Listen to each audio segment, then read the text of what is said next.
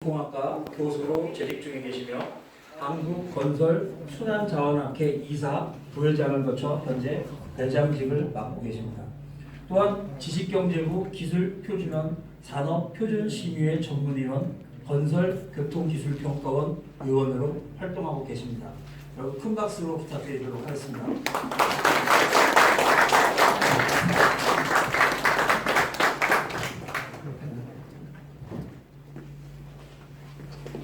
예, 소개받은 공주대학교 김진만입니다. 광산기공에서 이런 좋은 세미나 기회를 또 만들어 주셔서 콘크리트 관련된 연구를 하는 사람의 입장에서 상당히 고마움을 느끼고 있습니다. 이런 기업체들이 앞으로 미래의 편탄대로가 쫙 펼쳐져서 세계를 향해서 뻗어가는 그런 굴지의 국제적인 기업으로 성장하기를 축원을 드립니다. 네. 그러면서 제 강의는 오늘 굴재수급 기본 계획에 대해서 말씀을 드릴 겁니다. 굴재수급 기본 계획은 매년 국토부에서 국토부 건설산업과에서 5년에 걸친 계획을 수립을 하고 있는데요. 벌써 5번째 지나서 이제 이번에 6번째 됐습니다. 올 초에 2009년부터 23년까지의 6차 계획을 올 봄에 완성을 했고 그 내용을 오늘 발표를 드릴 건데요.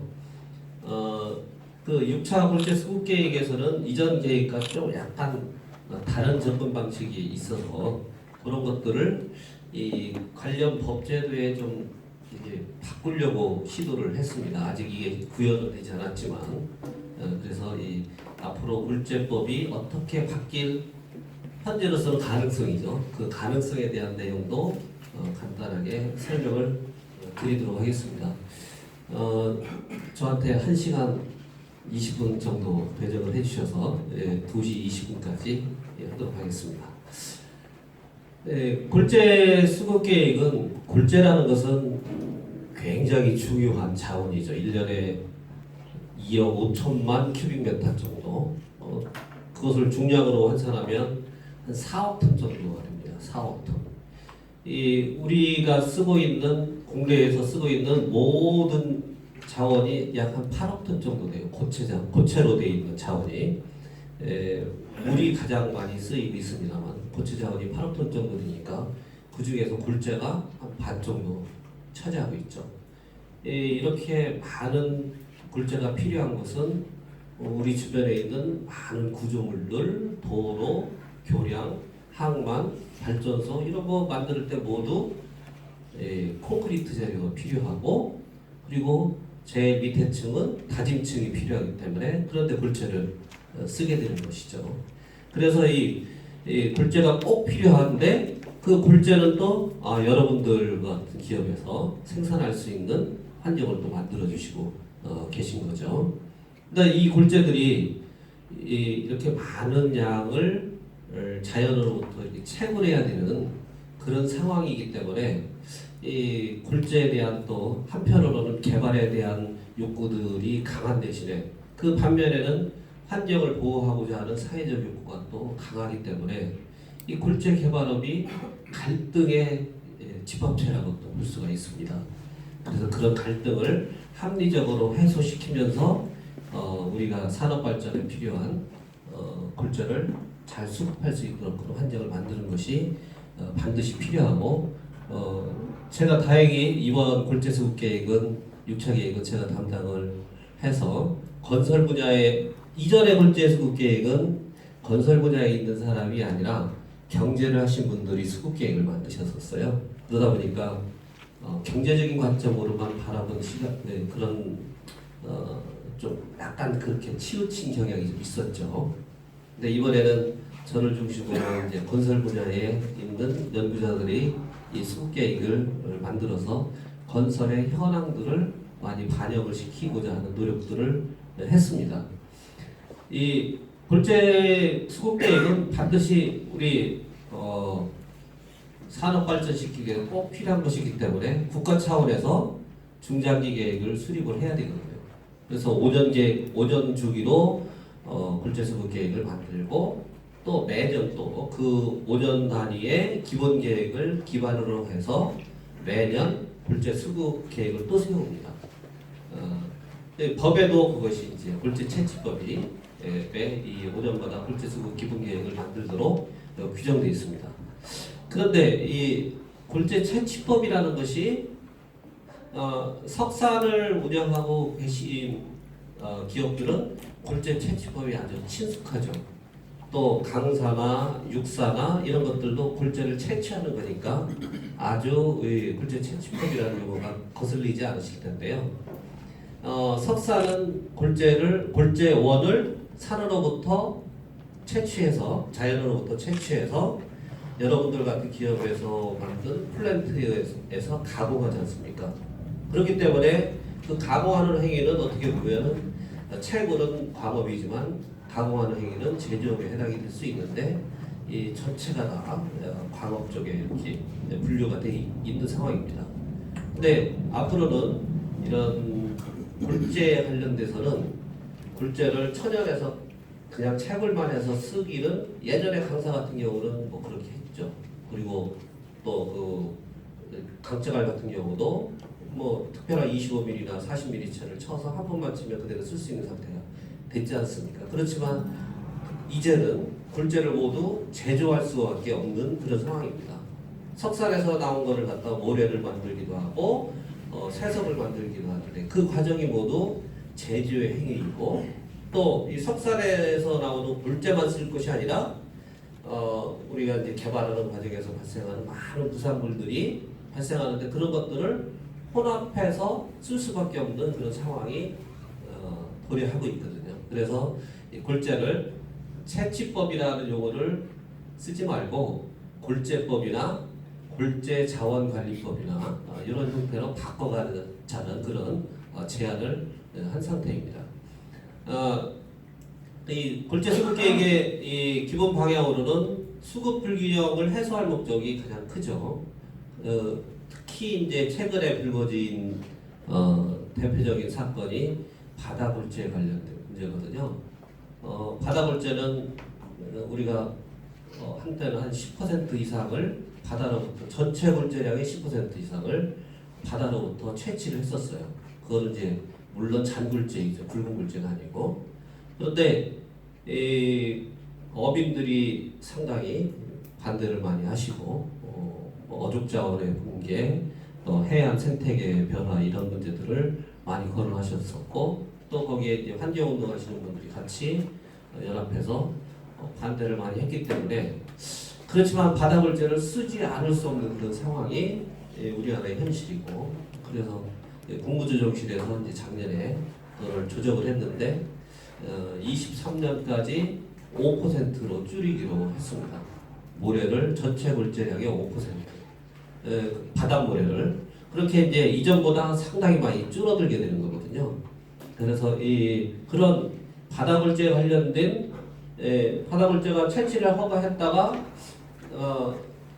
민원이 생기니까 허가를 했던 것도 못하게 그 생산을 못하게 채취를 못하게 하고 하는 그런 과정 속에서 작년에 굉장히 큰 굴재 파동을 겪었고 특히 이제 부울경 지역에서 부산, 울산, 경남 지역에서 굴재가 굉장히 가격이 높아지는 그런 환경이 왔었습니다. 재작년하고 작년에. 그래서 그런 것들을 합리적으로 해소할 수 있는 그런 방안들도 같이 포함해서 수요를 적절히 예측하고 거기에 공급을 어떻게 할 것인가를 합리적인 방안을 제안하는 것이 굴재 수급 기본 계획에 포함되어야 될 내용들이 되겠습니다. 5차 굴재 수급 계획에 제가 올라와서 움직이니까 떨리네요. 네. 굴재 전망 프로세스인데 기본적으로는 건설 경기가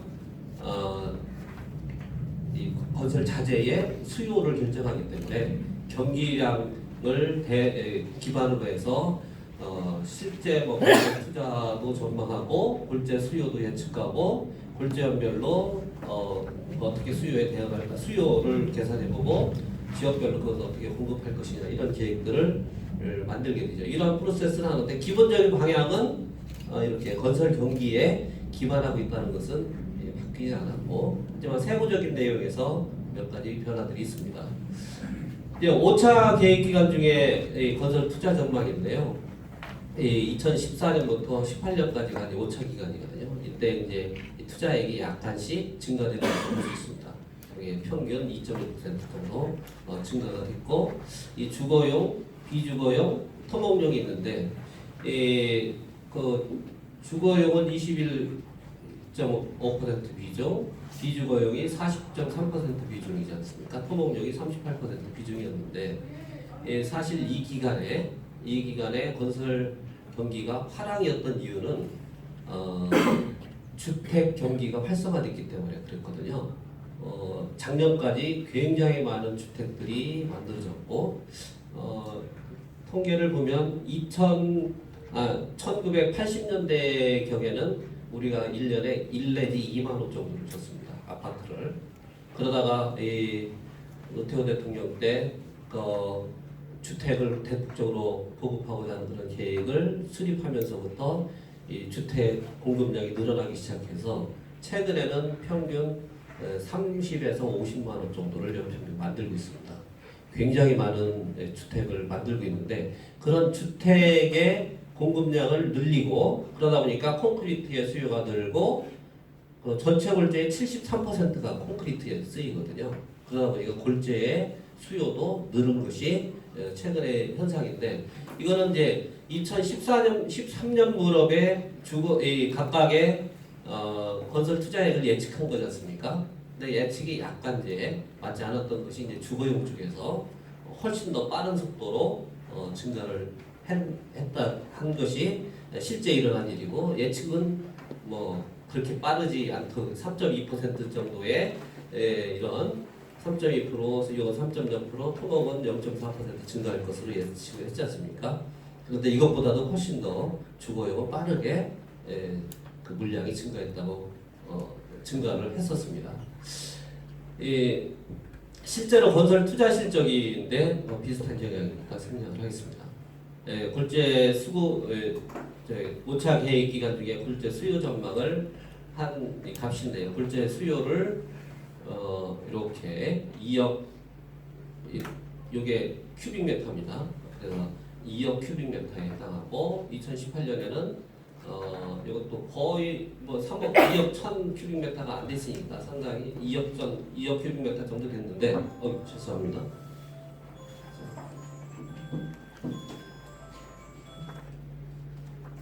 저 볼륨을 아까 줄인다고 줄였는데 죄송합니다.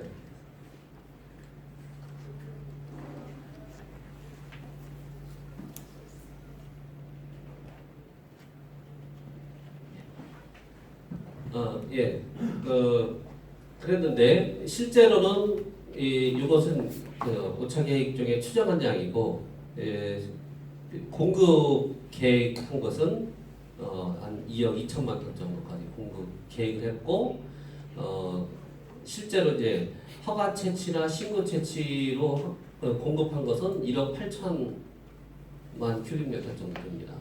그러니까 실제로 공급된 양이 한 요 정도인데, 요 재추정치라는 것은 저희가 다시 추정을 해봤더니, 그때 실질 경기를 고려해서 추정해봤더니 2018년에 2억 5천만, 그리고 공급량은 2억 7천만 정도가 공급되는 것이 공급됐었어야 한다는 경기 동향하고 고려해서 건설 경기를 고려했을 때 그렇게 계산이 되더라고요.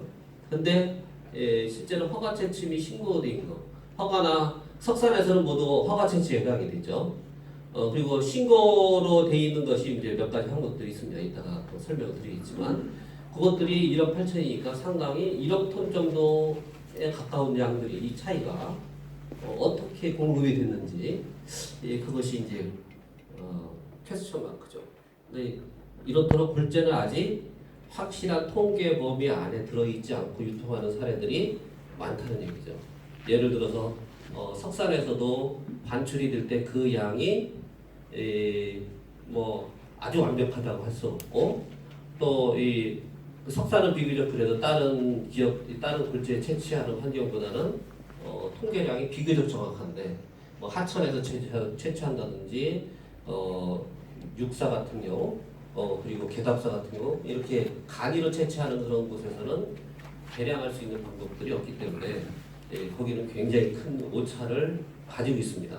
그래서 이제 그런 쪽에서 발생하는 오차일까는 어쨌든 더 고민해 봐야 되는 그런 아이템들이 되겠고요.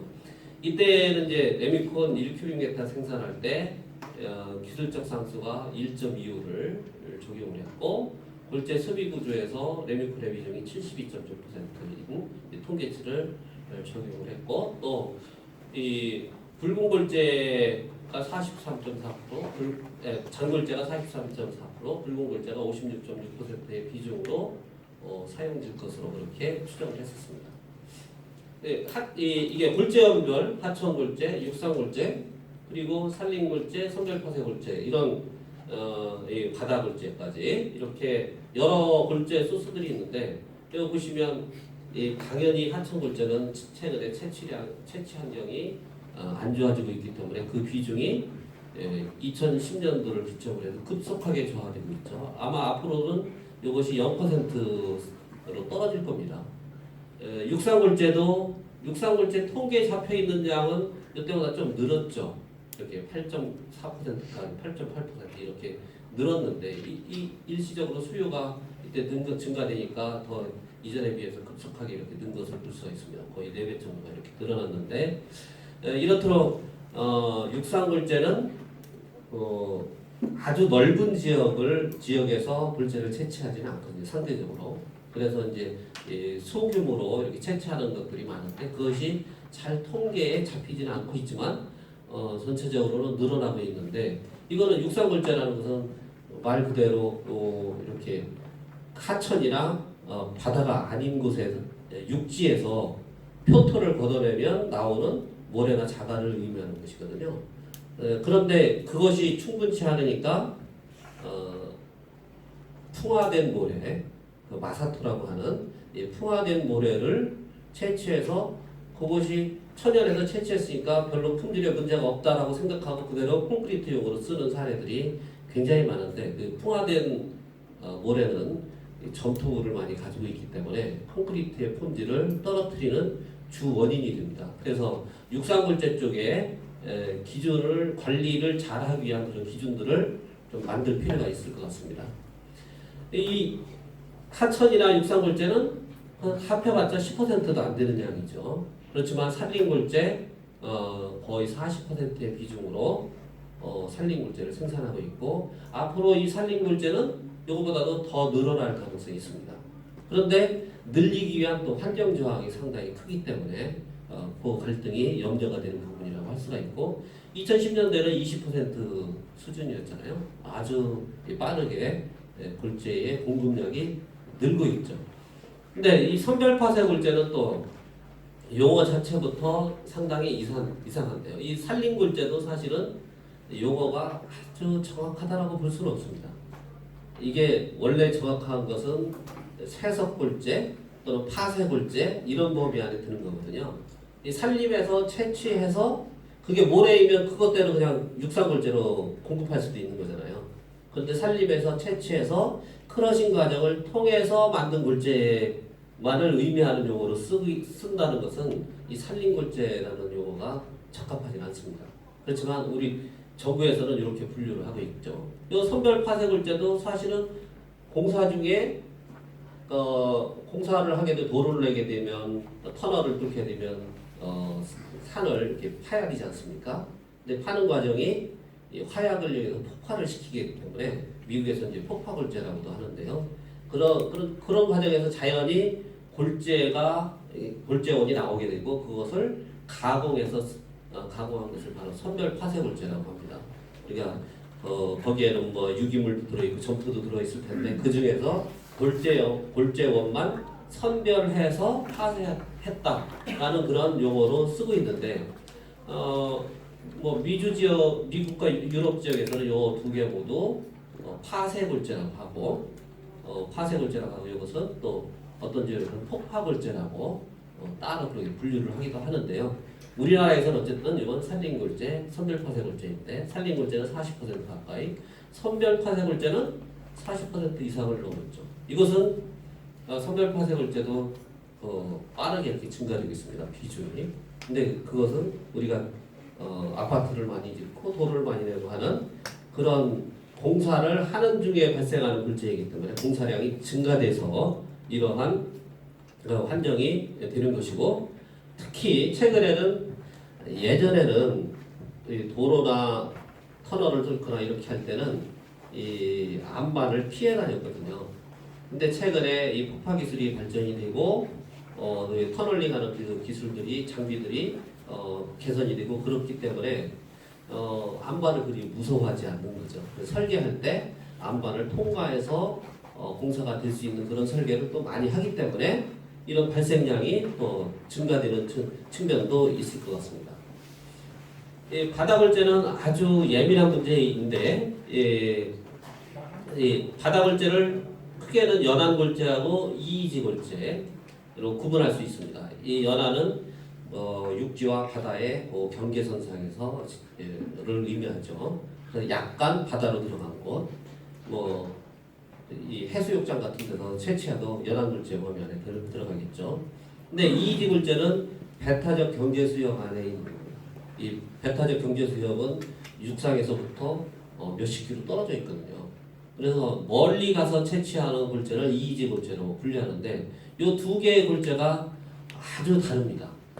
아주 달라요. 여기 어떻게 다르냐면 이건 이제 주로 둘 다 모래인데요, 모래. 잔골재입니다. 잔골재인데 이 모래들은 어떻게 생성이 되냐면 육지에서의 암석들이 홍수가 치면 물에 쓸려서 바다 쪽으로 퇴적돼 나가는 거거든요.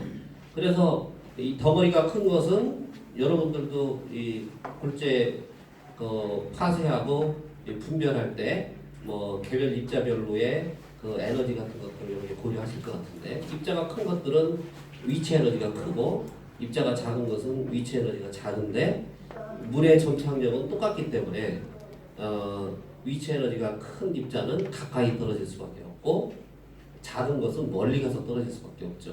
그래서 연안골재는 입자가 비교적 큰데 이 이이지골재는 아주 작습니다. 입자가 너무 작으니까 콘크리트용으로 쓸 수가 없는 그런 환경이 돼요. 그래서 이제 이 이이지골재는 어떻게 활용이 되냐면 석산에서 나온 석분으로 만든 샌드, 그 모래하고 그거는 8mm 채로 친 것으로부터 출발하니까 사이즈가 좀 크지 않습니까? 그것도 일종의 이제 쇠사인 거죠. 깻모래. 그 깻모래하고 이이지골재를 일정한 비율로 혼합해서 사용하는 것이 레미콘 회사에서 채택하고 있는 방법입니다. 어쨌든 이 두 개의 소스로 구분할 수 있는데 이제 요 연안골재하고 요게 합하면 10%가 약간 넘죠. 여기 15% 정도까지 올라간 적도 있었고, 근데 2018년도에 이 연안을 채취를 못하도록 하고 이이지도 한동안 채취를 못해서 그 실적이 굉장히 줄어들었습니다.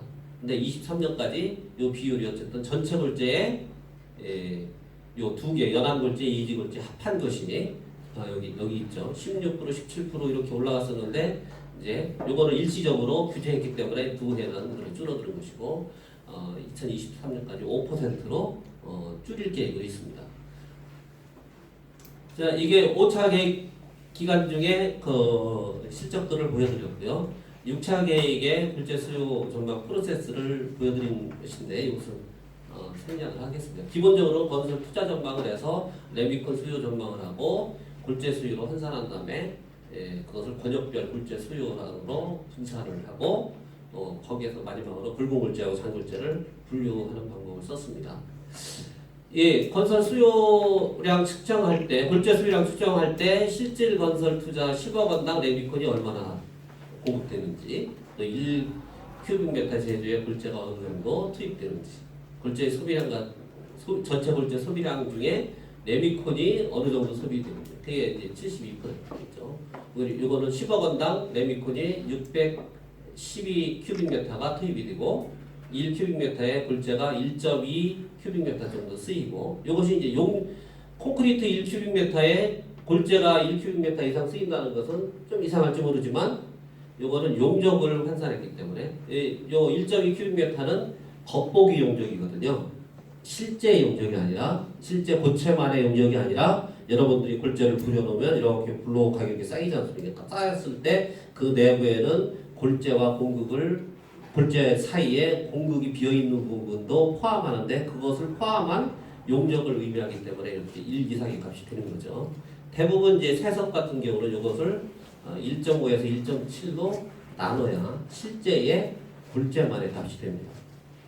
그리고 이제 골재 소비량 가운데 레미콘이 72% 정도 점유하고 있고, 이전 5차 계획보다는 약간 떨어진 것을 추정을 했고, 전체 골재 소비량 중에 잔골재 점유율이 이 43.4%였던 것을 48%로 늘렸습니다. 이것은 왜 그러냐면 그 골재를 주로 소비하는 레미콘사에서는 최근에 골재 사정이 안 좋고 특히 모래 사정이 안 좋으니까, 그리고 또 굵은 골재도 문제 있습니다. 굵은 골재도 석산에서는 8mm 채로 쳐서 8mm 이상은 굵은 골재, 8mm 미만은 잔골재로 만들지 않습니까? 근데 이 굵은 골재에 또 8에서 13mm짜리는 좀 더 높은 가격을 받을 수 있는 아스콘 쪽에 공급할 수가 있단 말이에요. 그러다 보니까 13mm 이상이 되는 것만 콘크리트용 굵은 골재로 공급이 되는 거예요. 그러면 콘크리트에 굵은 골재 중에 상대적으로 작은 입자들, 그리고 5mm에서 13mm 사이즈의 입자들이 적은 것이죠. 그럼 그렇게 적으면 그런 상태로 콘크리트를 만들면 어떤 일이 벌어지냐면 이 페이스트의 점성이 부족해져서 몰타르의 점성이 부족해져서 굵은 골재가 분리됩니다. 콘크리트에서 가장 치명적인 결함으로 생각되는 것이 이 입자들의 분리거든요. 균질성이 있어야 되는데 서로 구성하는 재료들이 서로 이렇게 따로 놀게 되면 튼튼한 콘크리트를 만들 수 없는 거죠. 그래서 이제 그런 굵은 골재 중에 잔입자들이 없으면 그런 현상들이 발생합니다. 그러니까 레미콘 회사에서는 13mm 이상의 골재를 받고, 그리고 모래 쪽에서 굵은 입자인 쇠석 그것을 쓰는 것이, 그게 5mm에서 8mm 차이들이 있을 수 있으니까 상대적으로 모래 중에 굵은 입자들이 많은 거죠.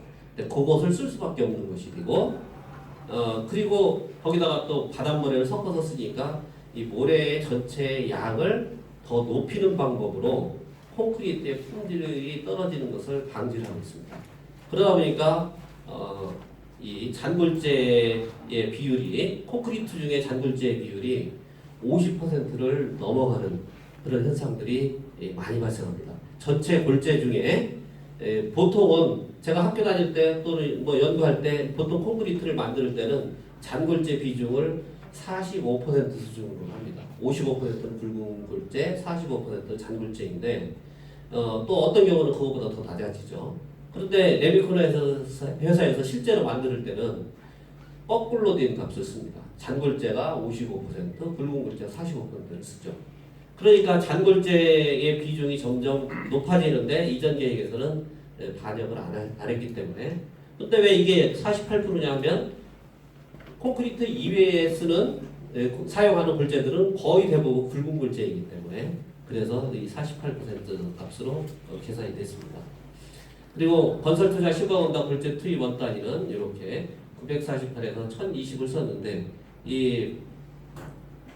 요 값도 이 계산액에서 나온 값이 되겠습니다. 6차 계획 기간 중에 골재 수요 전망 결과인데요. 이게 이 건설 투자액이고 레미콘 수요이고 골재 수요이고 잔골재, 굵은 골재의 값입니다.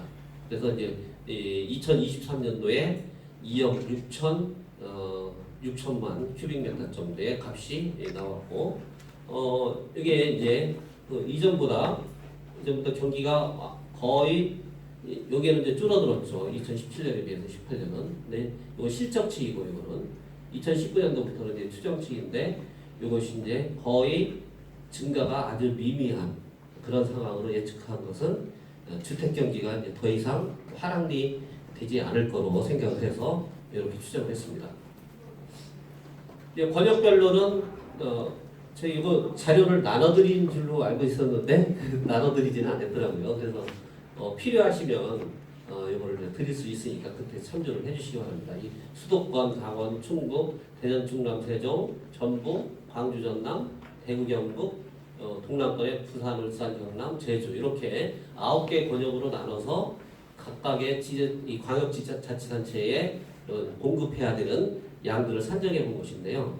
이런 지자체들은 국토부에서 고민하고 있는 것은 뭐냐면 이 국토부에서 종합 이런 그 수급 계획을 만들고 지자체에서 실행을 해야 되는데 지자체에서는 환경 저항 때문에 지자체에 할당된 이 양을 공급하지 못하는 그런 환경들이 자꾸 생기는 거예요. 왜냐하면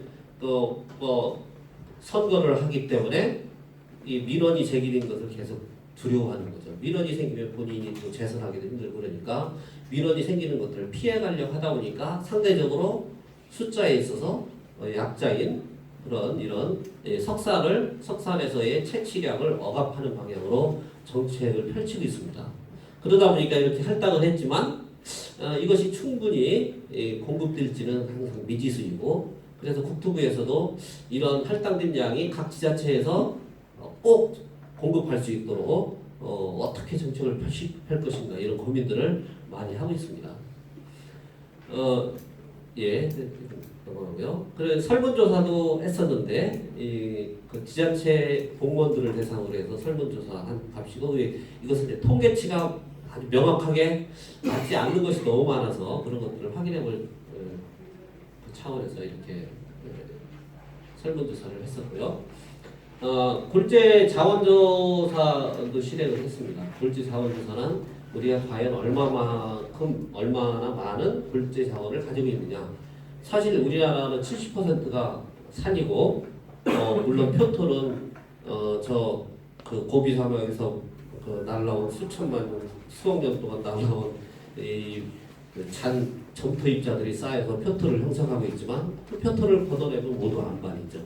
그래서 궁극적으로 우리 골재 자원은 무한하다고 볼 수는 있지만 여기서 얘기하는 골재 자원은 채취하기로 계획해놓은 물량을 의미를 합니다.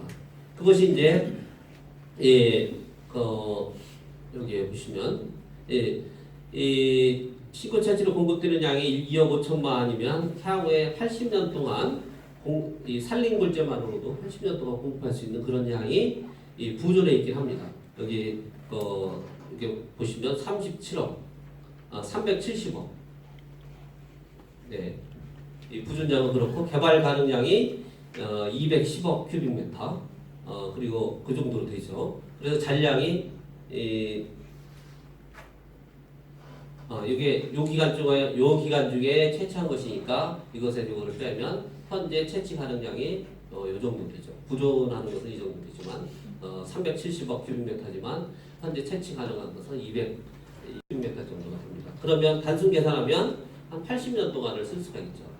그런데 다른 바다골재, 하천골재, 바다골재, 육상골재들이 계속 이렇게 줄어들 것이기 때문에 계속 줄어들어서 결국은 산림골재만으로 다 대응을 해야 되는 그런 상황이 될 것입니다. 이 산림골재 여기서는 이제 선별파생골재까지도 포함해서 말씀을 드리면 이것이 이제 다 부담을 해야 되기 때문에 그렇게 계산하면 요거 향 80년이라는 것이 줄어드는 그런 가능성이 있죠.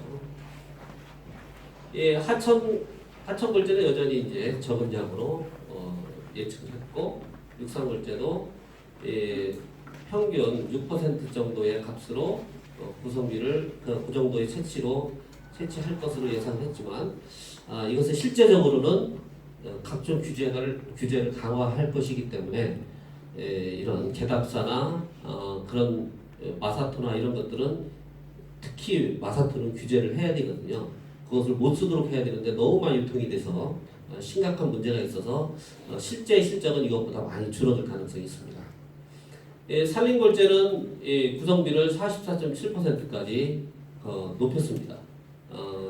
이렇게 높인 것은 다른 골재원들이 줄어들기 때문에 어쩔 수 없이 산림골재는 늘려야 되거든요. 그런데 이제 산림골재는 그냥 산림에서 채취한 것만으로 끝나는 게 아니라 아까 말씀드렸듯이 가공 과정을 거치죠. 이 가공 과정은 이제 제조란 말이에요. 그래서 이 제조 과정의 품질 관리를 더 엄격하게 해서 이 산림굴재의 품질이 그 콘크리트에서 요구하는 그런 품질을 제대로 갖추도록 그렇게 요구하는 방향으로 이제 정책이 전개될 것인데 가까운 일본 같은 경우도 이 쇠석을 가지고 깬자갈 깻모래를 다 이제 생산을 하는 그런 시스템을 가지고 있거든요. 우리는 이제 석분으로부터 모래를 만들지만 그래서 처음 플랜트 자체가 이 석분을 가지고 샌드 플랜트에 넣어서 만드는 게 아니라 파쇄 과정에 샌드를 제조하는 그런 공정으로도 이렇게 만들어져 있다고 얘기를 들었습니다. 채석단지 지정이 지역별 채석단지 지정이 이렇게 한 20개 정도 이렇게 지정이 되어 있는데요. 이 가장 많은 양을 소비하는 서울은 다 도시화가 진행이 됐기 때문에 채석단지 지정을 할 수가 없습니다. 이제 없어졌고요. 가까운 인천과 경기, 강원, 충북까지 이런 지역의 채석단지들이에서 공급을 좀 받아야 되겠죠. 이렇도록 이제 채석단지는 이렇게 지정이 한 20여 개 정도 되지만 이 지정된 채석단지조차도 추가해서 채석 허가를 만든 것이 굉장히 힘들죠. 그런데 이 장기적인 골재의 안정적 수급을 고려하면 채석단지의 수를 더 늘려야 되는 것이 또 산업계의 요구라고 또 볼 수 있습니다. 바다골재 부분이 이렇게 23년에 5%로 이렇게 22년에 5%로 줄이도록 그렇게 계획을 해놨습니다. 이건 이제 정부에서 국무조정실에서 합의한 내용이기 때문에 그렇게 이제 줄이는 방향으로 설정을 했고, 실제로 이제 해양 환경 영향과 어민 피해 이런 것들을 조사를 해봤더니 좀 여기 어민들 없으시죠? 어획량은 이 기간 동안에 그 5차기 기간 동안에 바다골재를 채취했어도 어획량은 더 늘었다고 합니다. 그런데 이 바다골재를 채취하는 곳 모래에서 산란하는 특정한 몇 개 종만 조금 줄어들었죠. 근데 우리가 그 태풍 오는 것을 뭐 올해 굉장히 무서워하고 그랬지만 태풍이 한번 지나가면 바다의 생태계는 굉장히 큰 교란이 일어나죠. 이 태풍에 의해서 바닷물이 요동치기 때문에 그런데 그러고 나면 어획량이 엄청나게 늘어납니다. 그거는 그냥 안정된 상태를 계속 유지하게 되면 바다도 이제 안정되고 특정한 이렇게 바닷물 층이 이렇게 형성이 되는 거죠. 그래서 풍부한 양분이 이 상부까지 올라오지 못하는 겁니다. 그런데 이 크리프 같은 경우 바닷속에 있는 절벽 같은 데는 상승기류가 생겨서 거기에는 물고기들이 많지 않습니까? 똑같이 이제 태풍이나 이런 것들이 오면 물을 이렇게 회집어 놓기 때문에 하부에 있는 영양분이 위쪽까지 올라와서 위에도 많은 물고기들이 살 수 있는 환경이 되는 거죠. 그래서 이것도 사실은 바다에서 모래를 채취하는 과정에 물을 흐트리니까 사실은 어족 자원을 더 많게 할 수 있는 긍정적인 효과도 생길 수가 있는 거죠.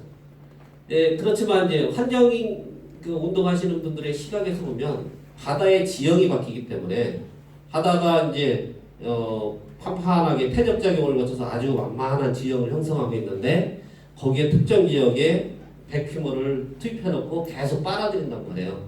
그러면 거기에 커다란 호수가 생기는 바다 밑에 커다란 웅덩이가 생기죠. 그러면 그것이 바다의 지형을 변화시켰기 때문에 물고기들이 거기 살던 것은 다른 곳으로 가든지 다른 것이 굴러오든지 하는 이동이 생길 겁니다. 그런 것들을 문제시해서 바다의 생태계가 교란된다, 바다의 생태계가 파괴된다 이런 용어를 써가면서 많이 반대를 많이 하십니다. 그런데 이런 것들을 이제 최소화하도록 이번 계획에서는 후반부에 또 말씀드리겠지만 한 곳에서만 불착하지 않고 여러 곳에 조금씩 채굴하도록 하면 그런 문제가 해결되지 않을까 하는 생각을 했었고요.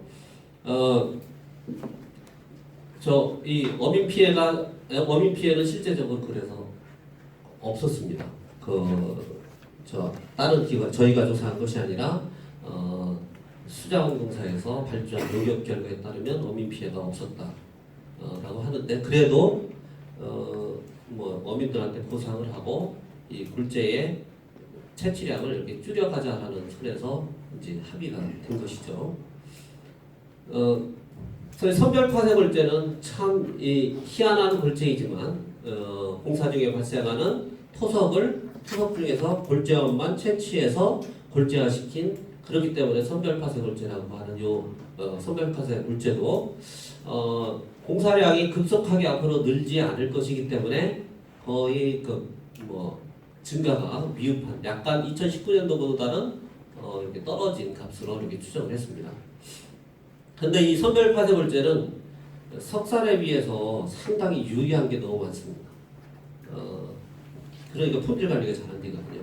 뭐냐면 석산에서의 구비해야 된 설비 요건보다 훨씬 더 선별 파쇄 굴재업은 훨씬 더 그 수준이 낮습니다. 그리고 또 자본금 비율도 훨씬 더 낮고 그리고 석산들은 대부분 이물질을 분리하는 거 점토를 제거하기 위한 그런 노력들을 하지만 여기서는 그런 노력들이 그렇게 충분치 않습니다.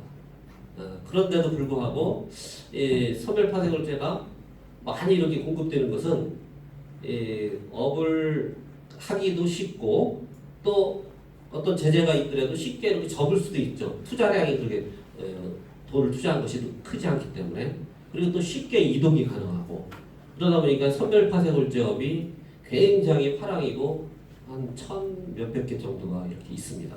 굉장히 많죠. 대부분 굴재업의 대부분이 선별 파쇄 굴재업이라고 보면 될 것 같습니다. 순환 굴재는 건설 공사를 하는 과정에서 발생된 5톤 이상의 폐기물을 건설 폐기물이라고 하고 그 건설 폐기물 중에서 콘크리트가 한 60% 차지합니다. 그 60%의 콘크리트 성분을 파쇄해서 골재로 만든 것이 순환 골재이죠. 이 순환 골재는 이게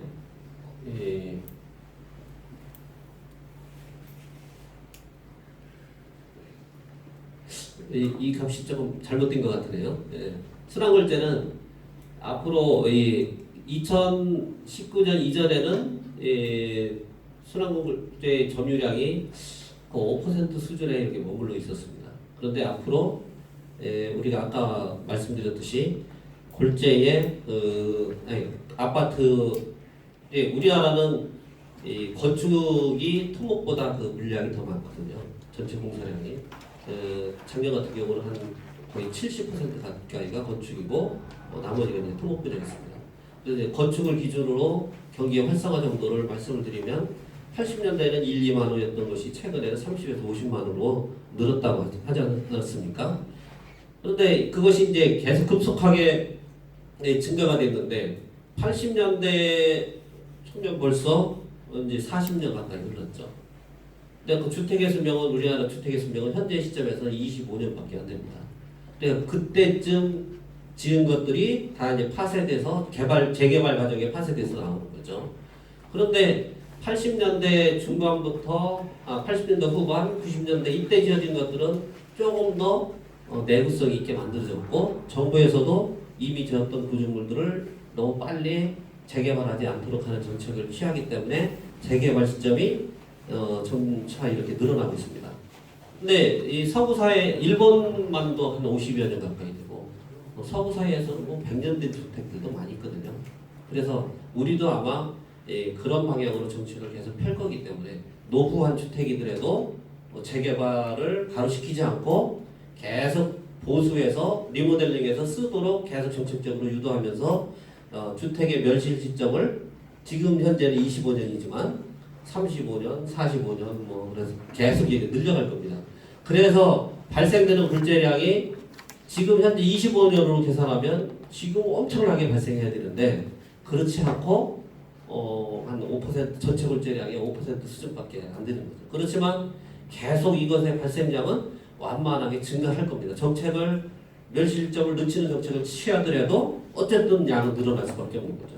80년대 초하고 이 2000년대하고는 이 주택으로 봤을 때 몇십 배, 매년 몇십 배만큼을 더 많이 지었기 때문에 굉장히 늘어날 겁니다.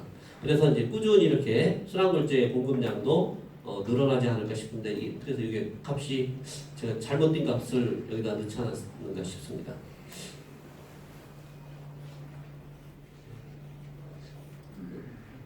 예. 다음에 이제 또 다른 이 천연골재 외에 대체골재원이 또 다른 대체골재원이 슬래그 골재입니다.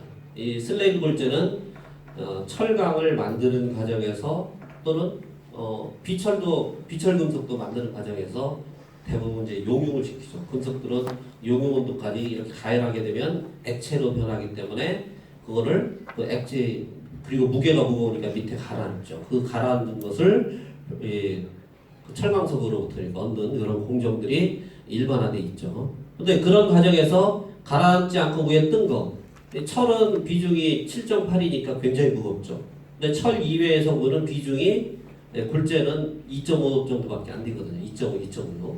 그 정도밖에 안 되니까 그 위에 그럼 원래 토양하고 골재하고 유사한 성분을 갖는 것들은 위에 뜹니다. 근데 그것을 슬래그라고 하고 그 슬래그들은 어디 쓸 데가 없죠.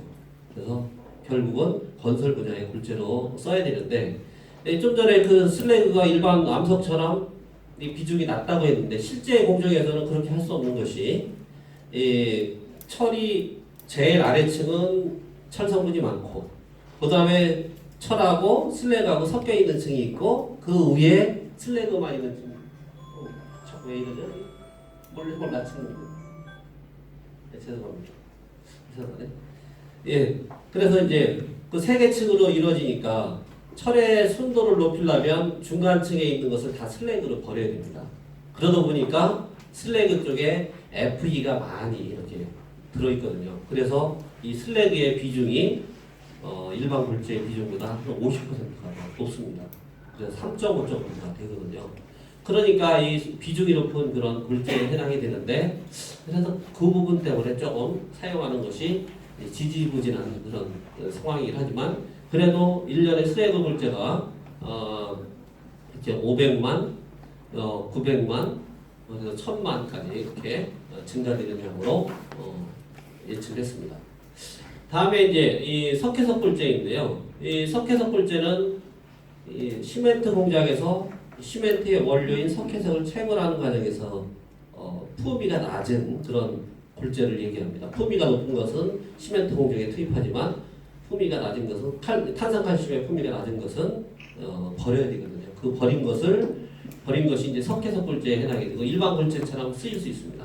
근데 이런 석회석 골재는 칼슘을 많이 가지고 있는 거죠. CaCO3를 탄산칼슘을 많이 가지고 있는데 이 실리카나 알루미늄보다 이 칼슘은 비중이 높습니다. 그래서 이 화강암질 골재, 일반 화강암질 골재들은 비중이 2.6 정도이지만 이 석회석 골재는 비중이 2.9 정도까지 이렇게 올라갑니다. 그래서 비중이 조금 더 높다는 거. 그렇지만 좀 전에 봤던 슬래그 골재보다는 훨씬 더 비중이 낮죠. 그래서 이 석회석 골재는 일반 골재처럼 그렇게 쓸 수가 있고 그런데 그 양은 그렇게 많지 않습니다. 점유비가 한 1% 정도밖에 안 되기 때문에 그래서 이것이 골재 공급한 총괄이 되겠습니다. 이게 허가에 의해서 하는 거, 신고에 의해서 하는 거, 이거 반입 발출은 지자체 간에 서로 교환하는 양이 되겠고요. 이 허가에 의해서 하는 것은 하천, 바다, 연안, 이지, 또 산립, 육상 이런 것들이 허가 과정을 통해서 유통이 됩니다. 그것이 58.5%밖에 안 되죠. 이 58.5%는 사실 이게 허가에 의해서 잘 관리된다면 이게 한 8, 90% 정도까지 올라가야 되는 거거든요. 그런데 60%도 안 되는 양만 이렇게 관리가 되는 거죠. 대신 이제 신고 등 기타, 이게 기타가 참 속칭 골 때리는데요. 죄송합니다. 속어를 써서. 이게 신고 등 기타인데요. 신고는 아까 말씀드렸던 선별파쇄 골재, 그것이 신고 안에 들어가고 좀 전에 대체 골재인 순환 골재, 그리고 슬래그 골재, 그리고 애시 골재도 뭐 해당이 될 수도 있습니다. 뭐 그런 것들이 모두 신고에 들어갑니다. 근데 이제 그 외에 기타는 그냥 모르는데 그냥 기타로 쓴 겁니다.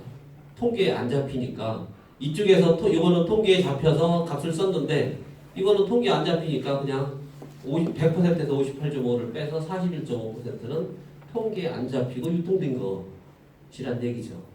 그러니까 이게 참 골치 아픈 겁니다. 통계에 안 잡히는 양이 이렇게 많은 것이고 실제로 여기에 이제 선별파쇄골제는 그래도 통계에 잡히니까 그것이 일정한 비율이 있고 나머지는 아마 골제를 유통하는 과정에 다소 불법적인 요소를 안고 유통이 되는 게 아닌가 그런 생각이 듭니다. 이것은 이제 생략을 지역 공급량 이런 것들은 다 생략을 하겠습니다.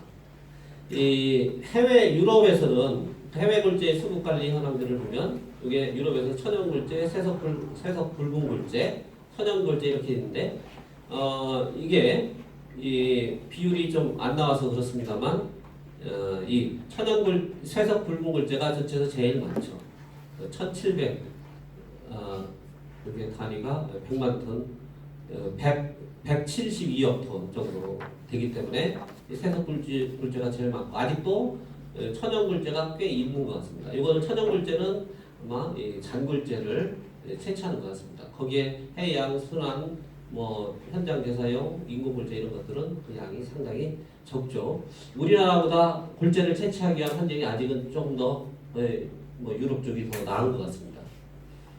미국은 이렇게 이게 천연 골제가 8억 톤 그리고 부승 골제가 12억 톤 정도를 생산을 했는데 이게 부승 골제가 전체 골제의 한 60%를 공급하고 있고 그리고 이 천연 골제가 이 전체 골제량의 한 40% 가까운 양을 점유하고 있기 때문에 미국은 국토가 넓어서 골제를 채취할 수 있는 환경이 상대적으로 좋다는 것을 알 수가 있죠. 그런데 미국 쪽에서 나온 통계를 보시면 이렇게 생산, 소비를 위한 수입, 수출, 생산, 수입, 수출 합한 거, 평균 가격, 고용, 수입 의존율 이런 거 여러 가지 이렇게 항목들이 다 통계로 잡히고 있더라고요. 특히 이제 이 고용에 관한 것들도 기본적인 통계에 포함을 시킬 정도로 이런 우리나라는 좀 너무 러프하게 그 통계를 잡고 있는 것 같아서 좀 부러웠었습니다. 일본의 사례인데요. 일본도 공급 1위 부승골제가 가장 많죠.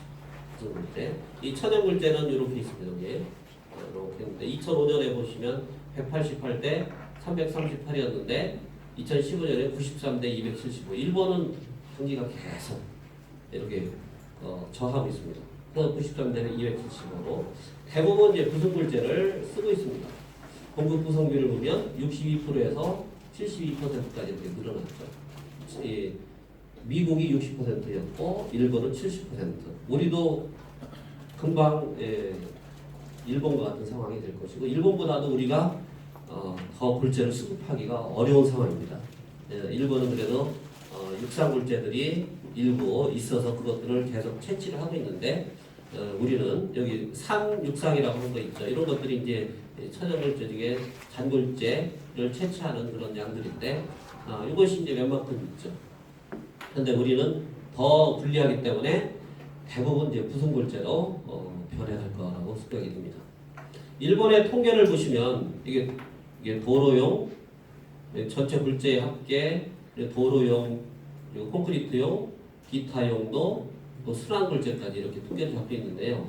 도로용에 특히 단입도골제, 입도조정골제, 크러셔런, 노반제로 쓰는 거, 스크리징 골제 이렇게 여러 가지 항목으로 분류를 해서 통계를 잡고 있었고 이 단입도 골제라는 원래 골제를 생산할 때는 여러 개의 망을 대고 단입도 골제를 생산하도록 돼 있었습니까? 그리고 실제로 그것을 활용할 때는 그 단입도 골제를 사가지고 최종 제품에서 요구되는 입도대로 섞어서 쓰도록 돼 있는 것이 원칙인데 우리나라는 이 단입도 골제의 유통이 좀 원만하지 않은 상황이죠.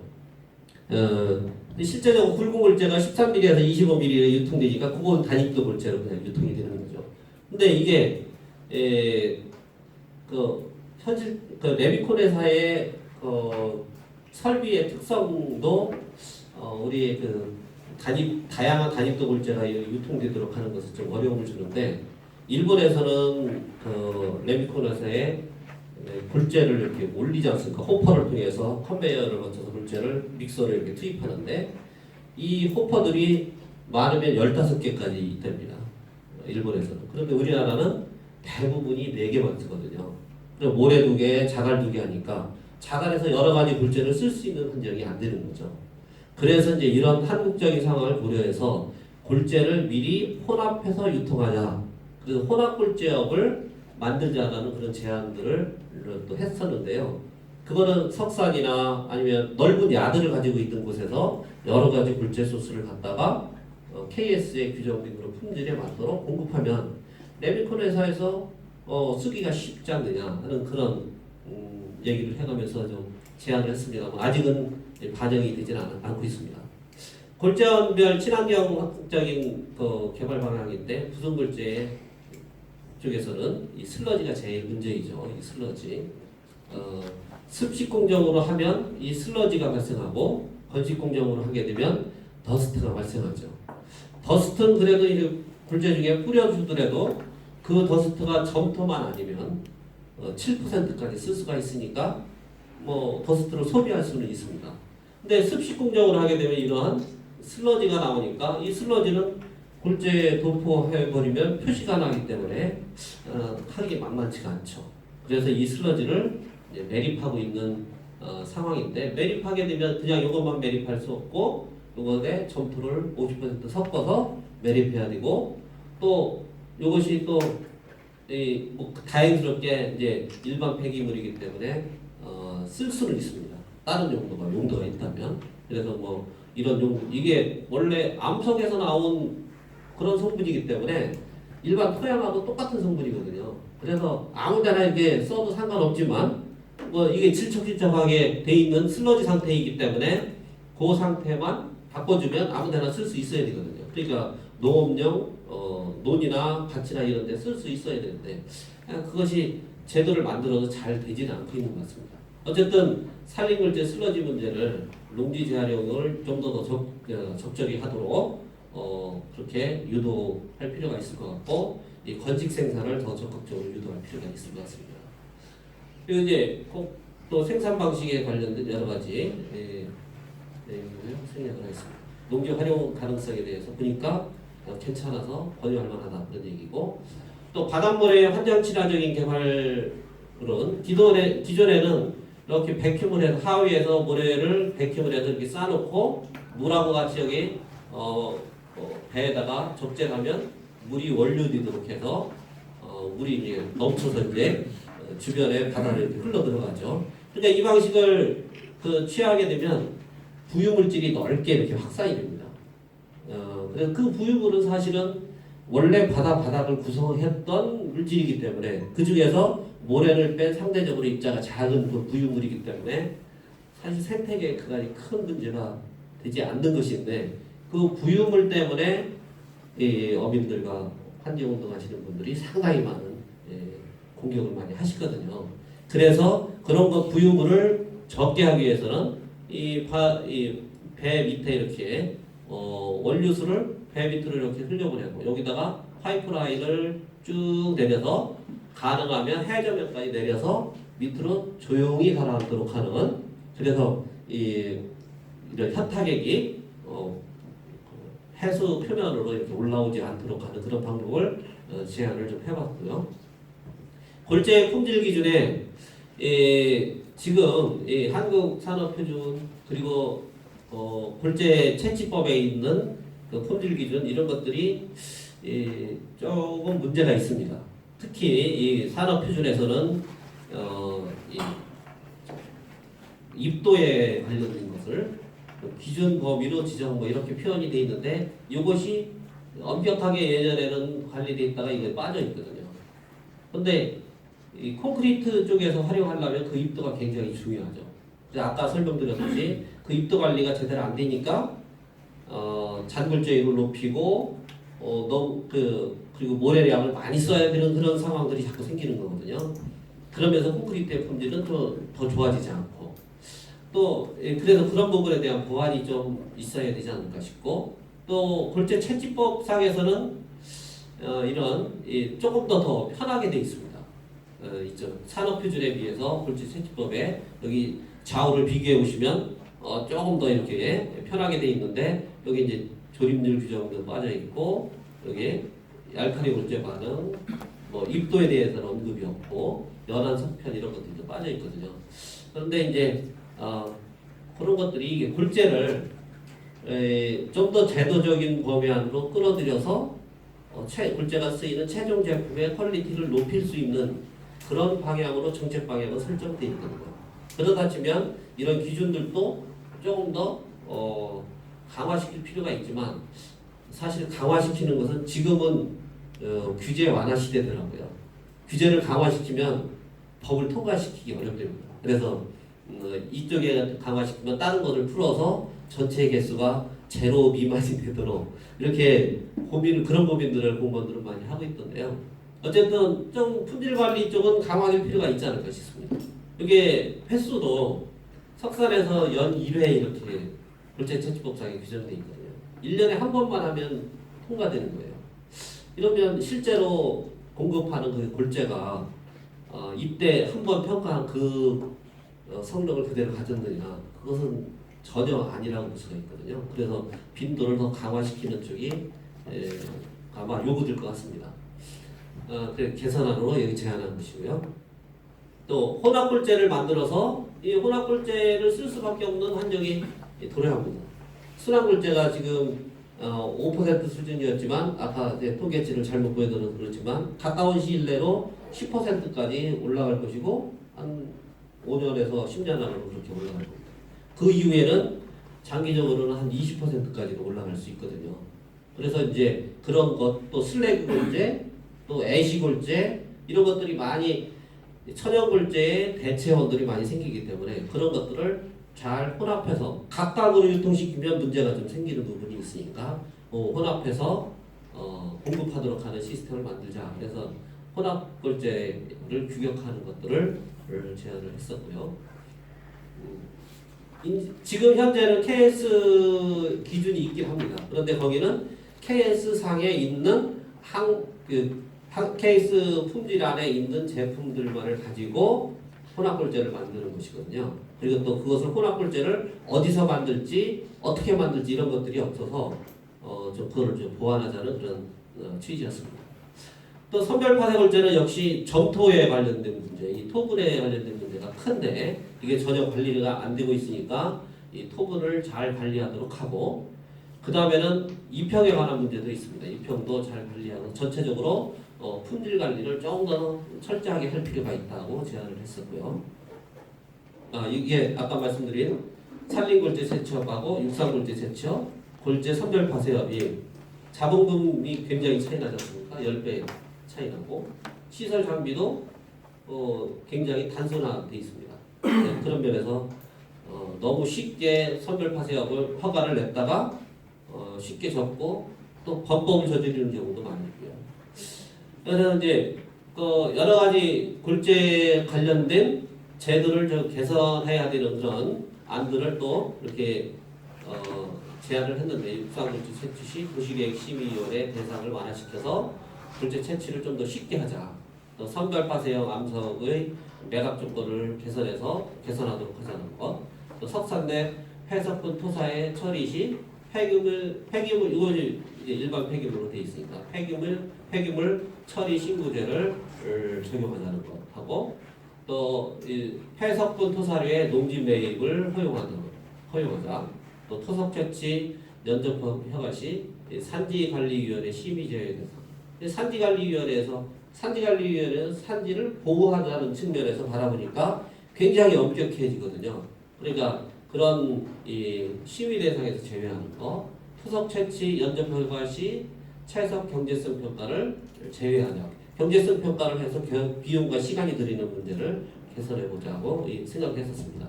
그리고 또 이제 유통구조에서 지금 유통구조에 있는 문제는 유통 단위가 지금은 입방메타, 3제곱미터, 큐빅미터 이런 용적으로 부피로 이렇게 만들어져 있거든요. 이 부피로 만들어져 있다 보니까 그냥 사람이 서서 저거 얼마네?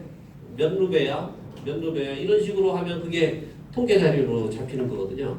그럼 이게 상당히 부정확하다는 얘기죠. 네, 그래서 골재 유통될 때 이 부피를 중량 단위로 하고 일정한 양 이상을 채취하거나 공급하는 자는 반드시 계량기를 설치하도록 하는 그런 안을 제안을 했었습니다. 이 통계 현실화 쪽에 그것이 이제 주된 내용이 되겠고요. 계량기 설치 거. 그리고 표준 관찰증제도 골재 채취 능력 평가제도 개선 이런 내용들이 포함되어 있고요. 또 골재 유통 과정에 통계를 현실화하기 위해서 현재 골재 관리는 온라인으로 관리되는 시스템이 이 아그리스입니다. 아그리스라는 것이 이상하게도 수자원공사에서 관리하고 있어요. 이 골재를 원래 자연으로부터 골재 채취법이라는 용어도 자연으로부터 채취하는 것이 기반이었기 때문에 채취법이라고 되어 있는데 그것이 이 강에서 채취를 많이 했기 때문에 강하고 관련 있는 수자원공사에서 그 관할을 했던 거거든요. 그래서 이제 또 공무원들도 골재하고는 전혀 관련 없는 이 수질 관리하는 사람이 골재를 또 관리하는 이 경우들이 굉장히 많습니다. 그래서 그런 것들을 좀 개선해야 되는데 어쨌든 이 아그리스라는 시스템이 있습니다. 이 수자원공사에 있는데 이것을 국토부로 가지고 와서 골재 관리를 통합적으로 할 수 있는 그런 상황을 좀 만들어보자. 그렇게 이제 제안을 했. 인허가부터 인계관리, 실적보고, 통계정보까지 모두 아그리스에 통합하고 또 아그리스에 들어오는 골재도 천연골재도 해당이 되지만 아까 말씀드렸던 대체골재원들도 골재원으로 포함시켜서 통합관리할 수 있고 폐기물 쪽은 대체골재원들은 이제 산업부산물들인데 산업부산물 또는 폐기물이라고 하는데 그런 것들은 어디까지가 관리가 되냐면 폐기물이 발생돼서 그것을 중간처리업체에 입고가 됩니다. 중간처리업체에서는 가공 과정을 거쳐서 골재로서 만들죠.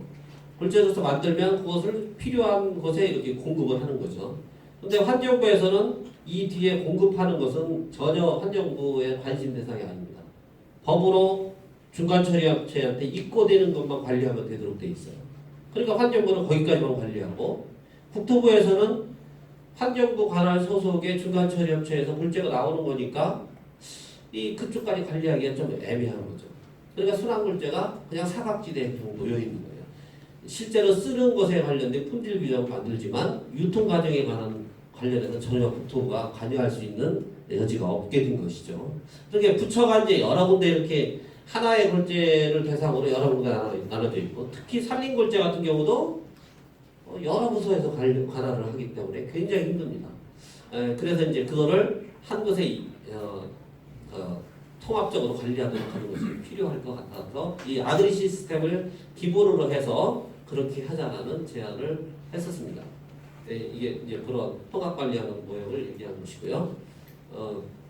골재 자원조사도 조금 더 합리적으로 하도록 제안을 했었고 또 골재 관련 업무의 일어나 이것이 이제 해외 일본에서는 경제산업성에서 이런 것들을 통합해서 관리하는데 여기 우리는 여러 곳에 너무 분산돼서 관리해서 한 곳으로 통합하자 그렇게 제안을 했고 그래서 이제 이런 검토한 사항들을 이제 그 법으로 만들어서 실제로 이제 산업에 적용하기 위해서 법에 관한 내용도 제안했었습니다.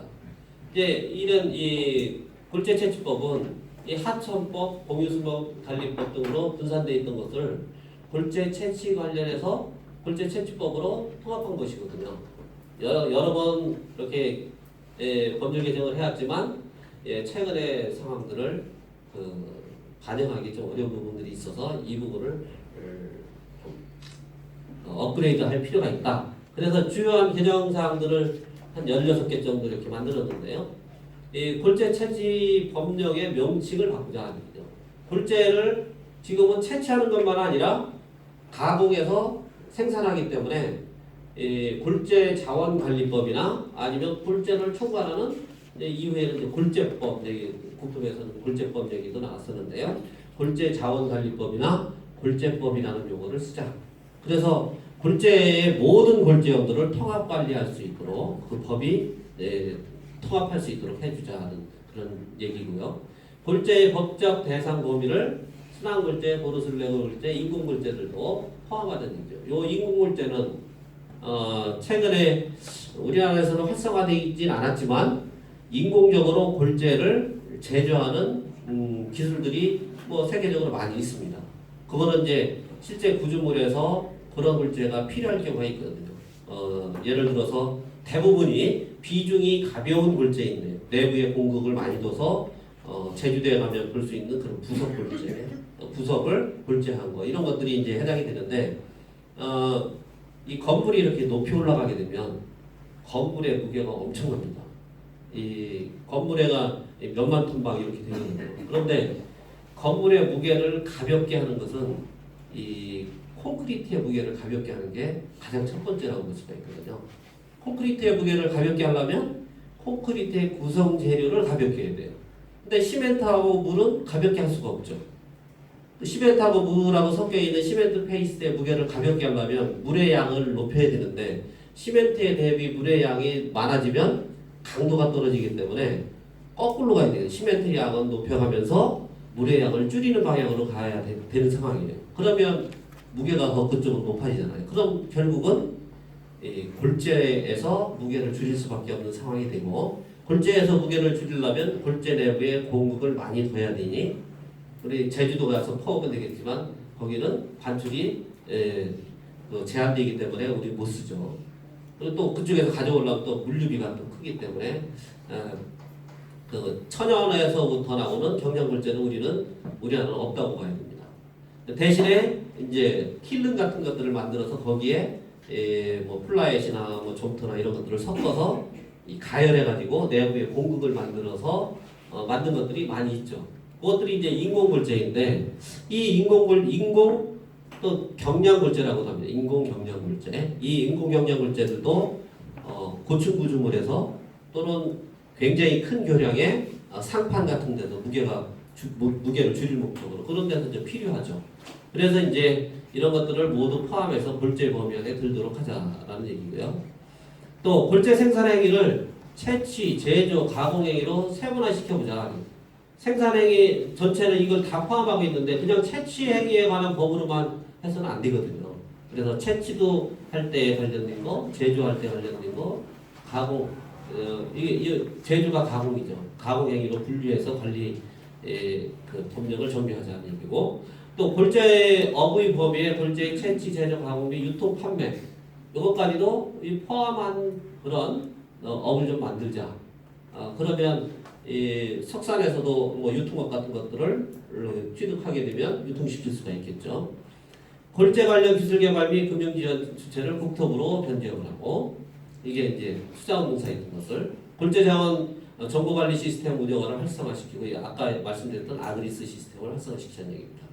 또 골재업 등록 기준을 강화해서 업종에 따라 기술 인력, 부지 조건, 환경 오염 방지 시설 등의 요건을 강화시키자는 얘기입니다. 특히 이제 이 부분은 환경 오염 방지 시설은 모든 업종에 강화해서 적용할 수밖에 없는 것이 현실입니다. 우리의 국토를 안전하고 청정하고 오염이 없는 그런 국토를 만들기 위해서는 이 제조업체, 채굴업체, 광업업체 이런 모든 기관에 환경 오염을 방지하도록 하는 그런 시설들이 강화될 수밖에 없는 거죠. 또 골재 유통 단위를 용적에서 중량으로 변경하고 또 골재업체 및 지자체의 골재 통계 보고를 의무화하는 거. 이 통계가 너무 부실합니다. 통계가 아까 거의 50% 가까운 양이 최대로 통계가 안 잡혀가지고 그렇게 하는 현실은 이거는 문제가 많다는 얘기죠. 그래서 실제로 통계에 잘 잡힐 수 있도록 의무화시키고 만약 이 의무를 이행을 안 하면 큰 제재를 가하도록 할 수밖에 없는 그런 상황인 것 같습니다. 가장 큰 자원의 통계치가 가장 많은 양을 우리나라에서 가장 많은 양을 사용하는 자원의 통계치가 너무 안 맞는 거거든요. 이거는 너무 심각합니다. 이 OECD에 가입한 지도 벌써 오래됐는데 이 선진국이라고 찰 수도 없는 그런 정도의 통계치가 나오고 있거든요. 다음에 선별 파쇄 업종은 체계적인 정비, 불합리한 규제 완화.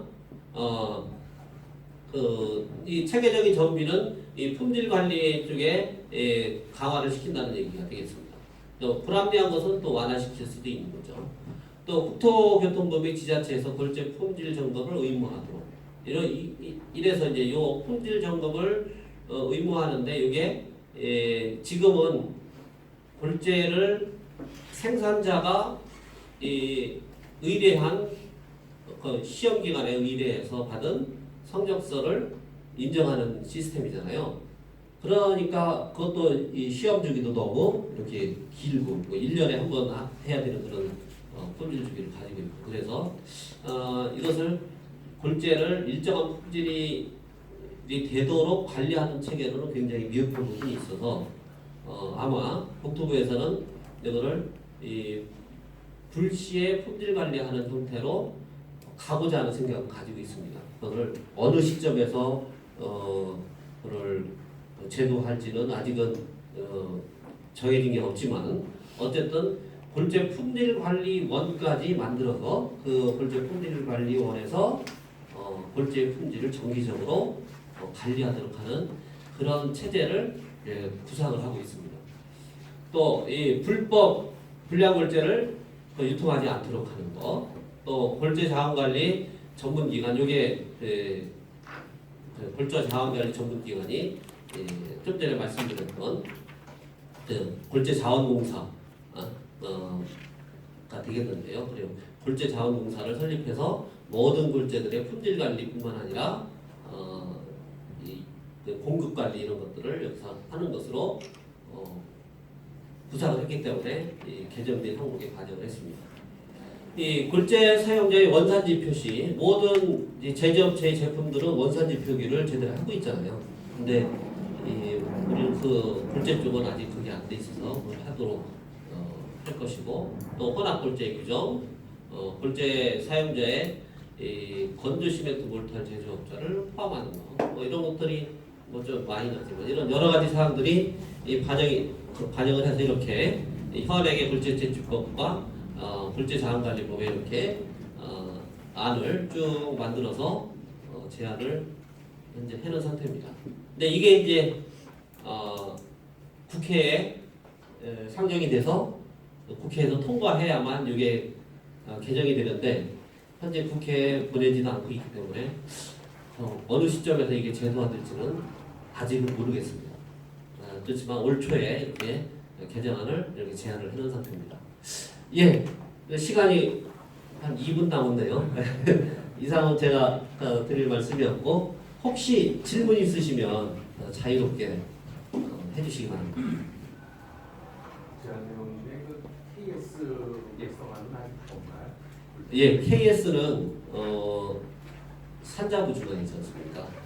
그래서 이 KS도 사실은 이제 아까 보완하는 것을 말씀을 드렸는데 새로운 아이템들이 필요하면 또는 국토부에서 제안을 해서 뭐 산자부에 있는 KS 기준을 더 뭐 개정하거나 신규로 만들 수는 있을 겁니다. 그래요. 그렇게 아까 품질 관리 중에 나와야 되는데요. 희망글자나 희망글자하고 도로 게임 그게 있잖아요. 그 골재하고 밀도하고 특수하고 거의 똑같은데요. 이제 콘크리트용에 사용하는 사람볼 때는 선형물이랑 거의 그 부분이 실질적으로 대생이니까 도로행거 문제들을 맞추기가 어렵잖아요. 예. 그 부분을 말씀을 드리면 순환골재는 원래 콘크리트로부터 깨서 만드는 거잖아요. 근데 원래 그 콘크리트에는 70%가 골재잖아요. 근데 그 골재 성분이 많은 것만 추출해내는 여러 프로세스를 거쳐서 그렇게 만든 것이 이제 일반 골재와 거의 유사한 품질을 갖습니다. 그런 것은 콘크리트용에 쓰일 수 있도록 현재는 그 정도로 돼 있죠.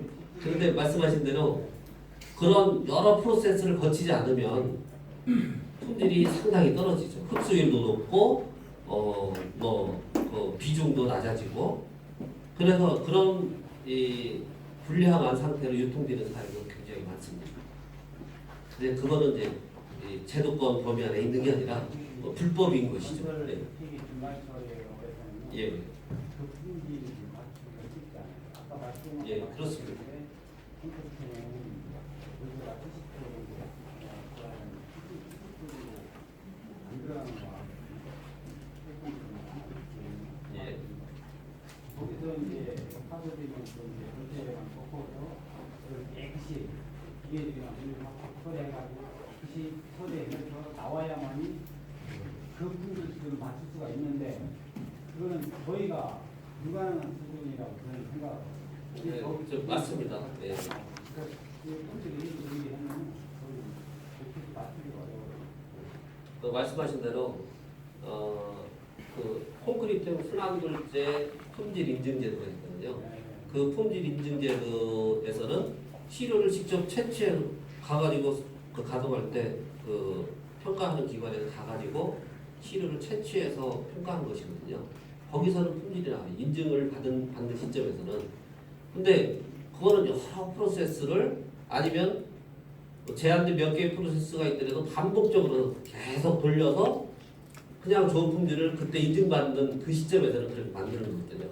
근데 이거는 많은 에너지가 들고 설비 투자도 많이 들어가고 하는 그런 것이기 때문에 실제로 순환굴재를 이렇게 반출시킬 곳이 있으면 그렇게까지 할 필요가 없는 거죠. 그러니까 실제로는 말씀하신 대로 아주 품질이 낮은 순환굴재들이 몇 번의 프로세스를 거치지 않은 그런 아주 낮은 품질의 순환굴재들이 그냥 유통이 되는 게 현실인 거죠. 예. 그래서 품질은 많이 떨어집니다.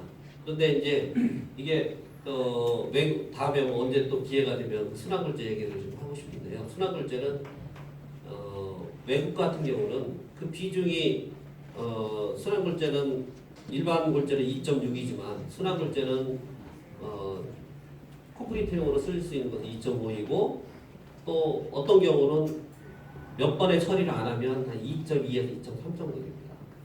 상당히 낮다고 볼 수 있는데 그렇다고 상당이라는 수식어를 쓸 수 있느냐면 2.6하고 2.3이면 0.3 차이잖아요. 그런데 슬래그 골재는 3.5거든요. 2.6하고 3.5는 거의 1.0 차이란 말이에요. 그리고 인공경량 골재는 1.0이 안 돼요. 그러니까 이런 것들을 다 섞어서 쓸 수밖에 없는 그런 상황인데 그 중에서 순환골재는 그래도 차이가 적은 골재에 해당이 되는 거죠. 그래서 이 순환골재 쪽은 유럽이나 일본이나 이런 데서는 비중이 그 정도 되더라도 2.2, 2.3 그 정도 되더라도 콘크리트용으로 제한된 양이지만 콘크리트용으로 쓸 수 있도록 그런 제도적인 환경이 돼 있고 우리나라는 그렇도록 안 돼 있습니다. 2.5 이상 되는 것만 쓰도록 돼 있습니다. 그래서 실제로 콘크리트용에 쓸 수가 없는 상황이에요. 생산을 못하니까. 예, 그런데 생산을 못하지만 실제로는 쓰여요. 어딘가. 그냥 다 이렇게 저품질을 만들어 놓고 다 콘크리트용으로 이렇게 소비되고 있는 현실이죠. 그것도 모자라다고 하는 판이거든요. 지금 골재 공급량이 좀 부족하기 때문에. 예, 또 다른 분. 예, 그러면 좀 예정된 시간도 지나서 제 발표는 여기까지 하도록 하겠습니다. 예, 경청해 주셔서 감사합니다.